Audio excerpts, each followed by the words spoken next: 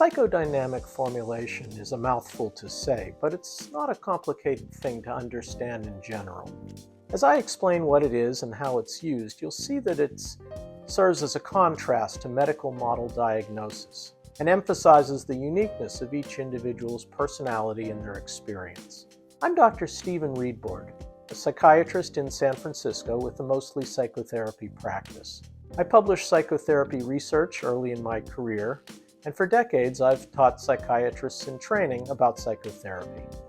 And this is More Than Meds, where I talk about psychotherapy and psychologically informed psychiatry.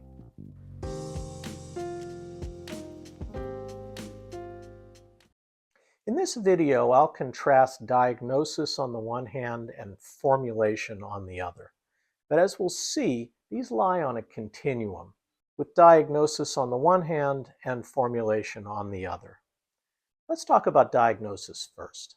Western medicine owes much of its progress and success to diagnosis, categorizing people, because that's what a diagnosis is. It's a category. If your doctor can diagnose you with arthritis or pneumonia or a broken leg, he or she knows what to do about it. The diagnosis leads to treatment for the category that the patient now belongs to. You're a patient with a broken leg. Not for the individual patient, but for the category. If you have a bladder infection, the antibiotic that's chosen is an antibiotic for bladder infections, not for you personally. Of course, there are exceptions to this idea of treatment by category. Maybe you're allergic to the antibiotic that's first chosen and you need something different. Western medicine starts with a diagnostic category and then often customizes it a little for the individual.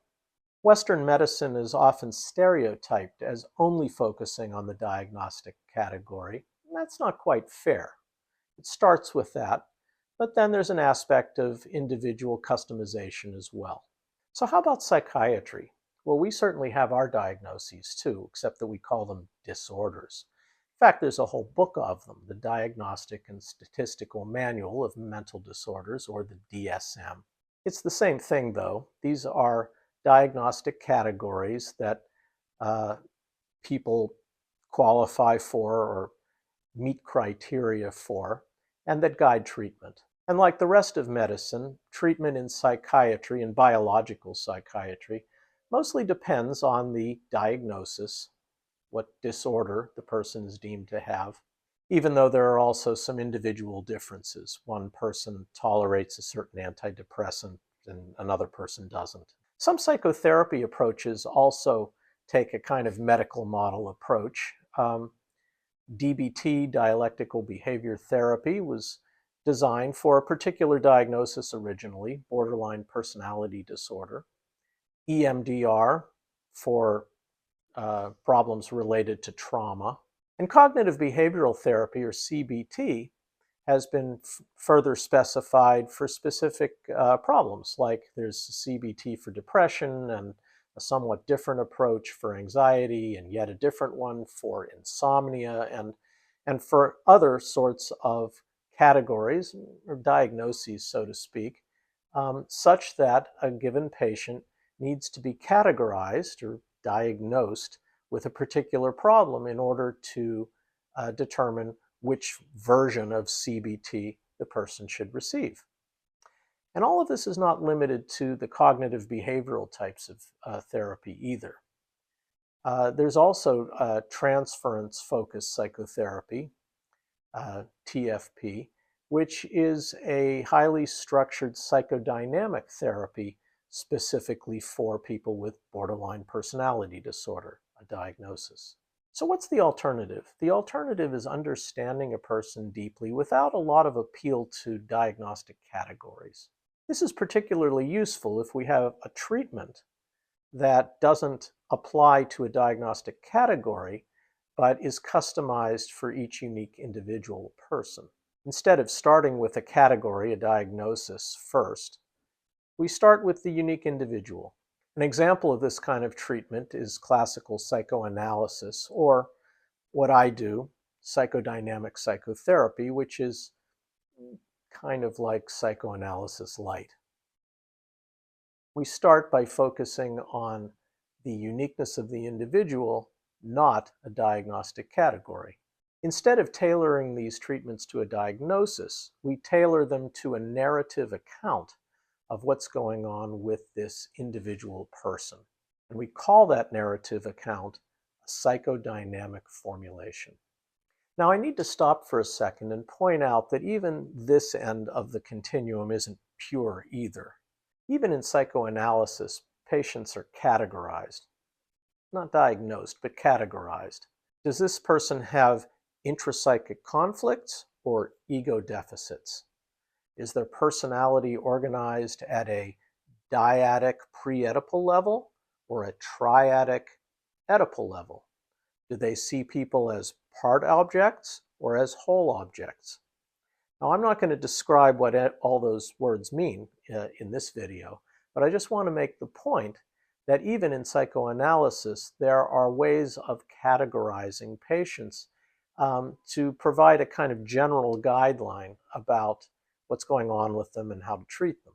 To that end, I'd refer you to a very popular and well-regarded book by Nancy McWilliams called Psychoanalytic Diagnosis. The title of the book makes it sound like psychoanalysts do use diagnosis, but she's using the word diagnosis a little different than our usual understanding. What she really means is categorizing patients according to their psychodynamic formulation. It's really at the formulation end of the continuum, but not right at the end. There is some categorization, and that actually most of us in the field agree with. There's a conventional format to a psychodynamic formulation. It starts with a kind of general demographic description of the patient or client. The next section are non-psychological factors that could be affecting them psychologically or behaviorally. For example, if they have a medical problem that's affecting their behavior, or if there's drugs or alcohol involved. The third section is the actual psychological account of of their personality structure and what's going on with them that's brought them to treatment, what they're suffering from. And then there's a section at the end which is about prognosis, what can be expected looking forward, and also how to tailor treatment to address the specifics of what's been discussed in the previous sections. In the interest of time, I won't go over all of these sections. Instead, I'll focus on the psychological account part, the third section, and the fourth section on the guidelines for treatment. There are many ways to fashion a psychological account, or as we say, to formulate the case. A patient's psychology could be described using Freudian language that emphasizes repressed wishes and impulses and the defense mechanisms that the person's using to keep them out of consciousness. Or we could use object relations theory, which refers to the mental models that a patient has about themselves and other people, how those parties relate, whether those models are accurate or whether they're distorted. Or we could be talking about the person's self-esteem, what bolsters their self-esteem or what damages it. Or we could be describing their personality and their problems in terms of their attachment style. Or we could be focusing on the traumas that they've suffered over the course of their life. There are many ways to describe a person's personality and the emotional problems they're struggling with, and an experienced mental health professional chooses the sort of language that seems best suited to account for what's going on. This is like choosing to say something in English versus Spanish versus Japanese versus French.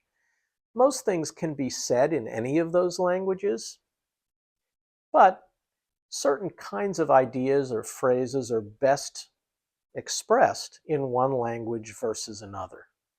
And in the same way, some people's difficulties, emotional difficulties, are best expressed using, say, Freudian language, and for other people using discussion of their attachment style, or another one with emphasis on their trauma history.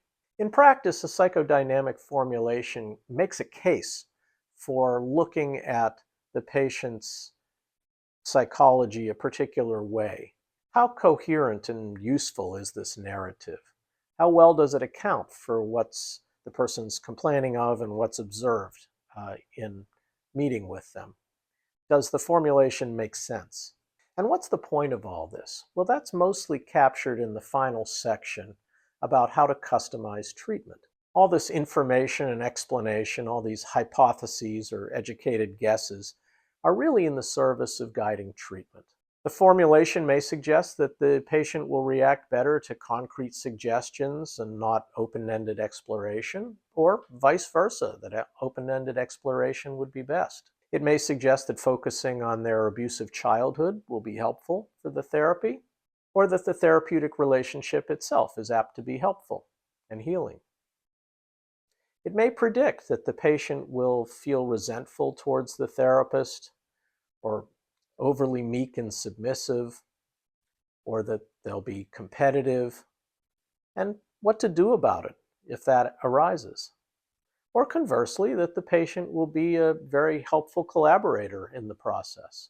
This kind of specific guidance is impossible to get from a diagnosis, a 1 or 2 word category that the person is placed in along with a lot of other people with apparently similar problems. These traditional forms of psychotherapy, psychoanalysis, psychodynamic psychotherapy, don't treat all depressed patients the same way, for example. For that reason, psychoanalysis and psychodynamic psychotherapy tend to have very little use for classic diagnosis, medical diagnosis, or even DSM diagnosis, because instead they focus on the psychodynamic formulation that guides much more specifically to what to do with and for a particular patient or client. The psychodynamic formulation is a way to understand a patient deeply and to customize treatment for that one-of-a-kind person. Well, that's it for this time. Do you have any questions about the psychodynamic formulation? If so, please put them in the comments below. Please like this video, but only if you really like it. Please subscribe if you have not already. And this video is part of a playlist I'm making on psychodynamic psychotherapy, and here's a link to the playlist. Thanks, and I'll talk to you next time.